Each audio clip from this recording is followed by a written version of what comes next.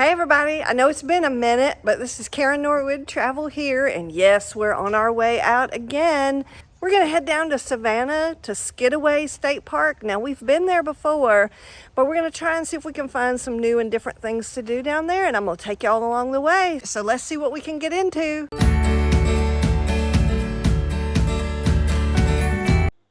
We started our little journey at Keller's Flea Market that was open Saturday and Sunday from 8 to 5. They had over 400 vendors. This was just a massive place that was pretty much just a gigantic maze. They had everything from food to clothes to candy to toys to, for the most part, anything you could imagine, I think they had.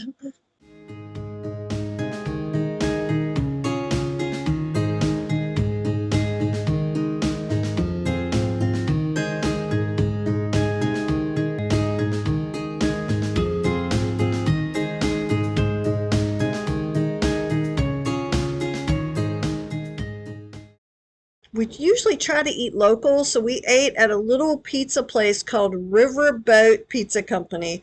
Oh my God, those little baby pizzas were so yummy. You could get pretty much any topping you can imagine, and it was relatively reasonable, just off the beaten path, so you have to look. The next antique store we went to was Picker Joe's Antique Mall. Now, this store was pretty good. I think it was a good definition calling it a mall. They had 10,000 square feet and were open between 10 and 6. A lot of antiques, artifacts, a good bit of stuff that wasn't for sale. So it was kind of like going through a nifty little museum. Dishes, old doors and shutters. So just a really cool place to look around.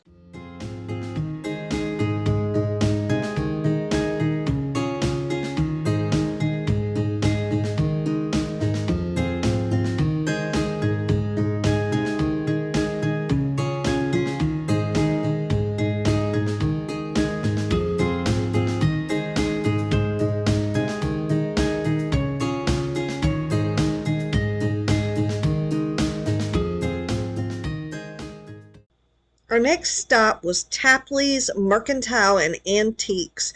They had over 70 dealers, which it seems like a lot more than that, and they are open most days from 10 to 5.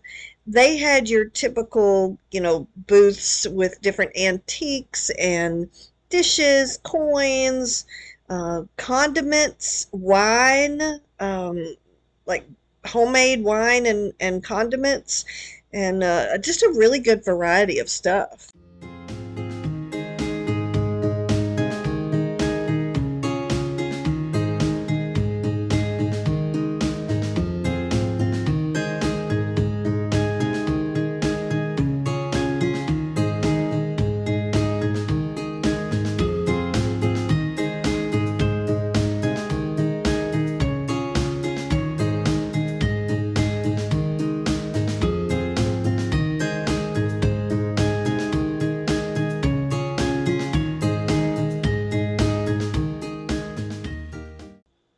The next place we found was called Sandfly Marketplace. They're open most days from 11 to 4.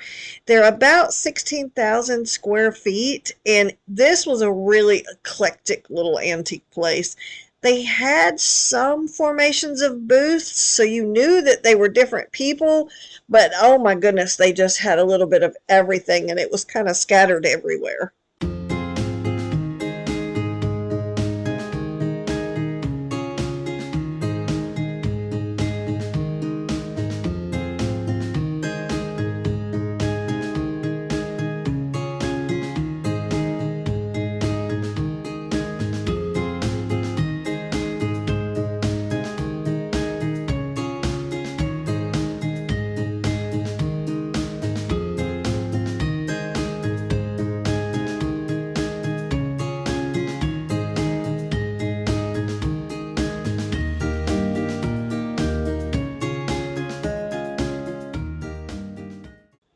So the last place we were able to squeeze in was a place called Friendly's, which had some interesting rules.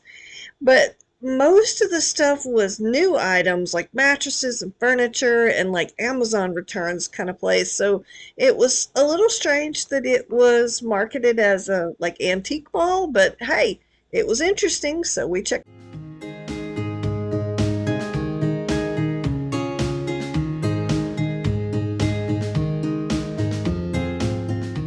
Okay guys, so here we are at the end of the video, just like I promised, and I was going to give you a rating of how I would rate the places that we went to today. So first and foremost, I would say Keller's was the best place that we went to all day. It definitely had the full flea market vibe, lots of different kinds of food and toys, tools, yard saley stuff, antique stuff, and even had farmer's market that was in it. So it just kind of ticked all the boxes.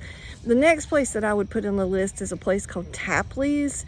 They had a bunch of booths that was like the antique store vibe that we're used to, where there's just a bunch of different booths. They had a lot of different like dishes and decor, souvenir coins, things like that. They also had their own condiment food line, so I thought that was interesting. Really good variety. Sorry, you probably hear dogs barking in the background because I'm at the campground. The next place I would say is a place called Sandfly. Now that one was Sandfly Antiques, and I will tell you a trick about that one. If you go, you're going to drive by a building and it's going to say like for lease on the front of the building. Don't let that trick you. You have to go around the side of the building, and that's where they are. We almost missed it.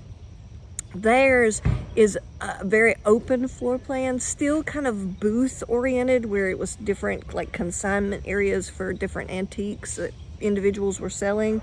Very kind of eclectic. There were a lot of like antique type toys and things there, very like collector type items that you might like. And then the next place I would say would be Picker Joe's. There was a lot of advertising for that one.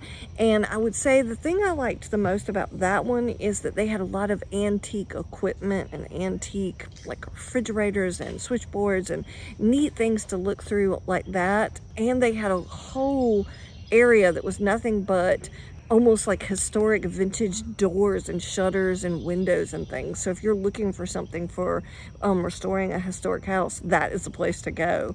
And then the last place I would put on the list is a place called Friendly's. And I'm not like giving it like a negative review or anything. It just wasn't what we thought it was going to be. It was kind of advertised as a flea market, and when we got there, it was mostly like, if you've ever seen these stores that are kind of popping up now that are like deals and Amazon deals, and it's kind of like stuff that's like been returned or has some defects to it and things. That was what the store was. It wasn't flea market, it wasn't antique store. It was more or less like a returns kind of Amazon store. So it kind of wasn't really what we had in mind. That's the only reason why it's at the end of the list. I really hope y'all enjoyed this video, and come with me again when we do our travels, and I will catch y'all on the next trip. Don't forget to like and subscribe, and I'll see you later.